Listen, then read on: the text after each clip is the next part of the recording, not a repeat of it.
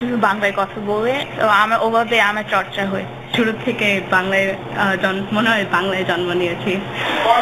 বাংলা ভাষা ও সংস্কৃতি চর্চায় নিউ ইয়র্কে গড়ে উঠেছে বেশ কয়েকটি প্রতিষ্ঠান।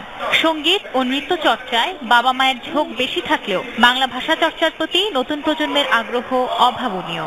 ওরা সবাই বাংলা এখন লিখতে পারে, পড়তে পারে। আমরা বাংলাদেশের প্রথম বিভাগ থেকে পঞ্চম বিভাগ পর্যন্ত যে বইগুলো আছে সেগুলো সব নিয়ে এসে 4 বছর ব্যাপী একটি কার্যক্রম করেছি।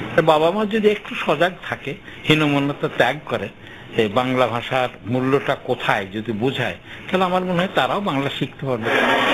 এক্ষেত্রে অভিভাবকরাও অগ্রণী ভূমিকা রাখছেন সন্তানদের বাংলা শেখাতে।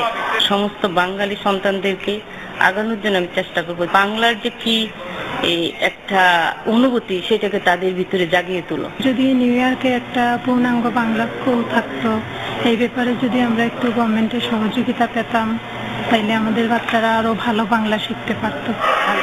নিউ ইয়র্কে বাংলা সংস্কৃতি ও বাংলা ভাষার প্রতি শিশুদের মমত্ববোধ আবেগপ্রবণ করে তোলে যে কাউকে। যতদিন আমি বেঁচে থাকবো ততদিন বাংলা বলবো।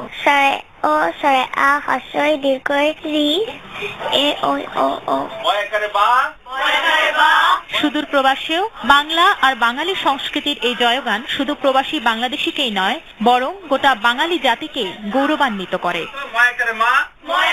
সময় সংবাদ, নিউ ইয়র্ক, যুক্তরাষ্ট্র। পর্যটনের ভরা মৌসুম, কিন্তু বিএনপি জামায়াত জোটের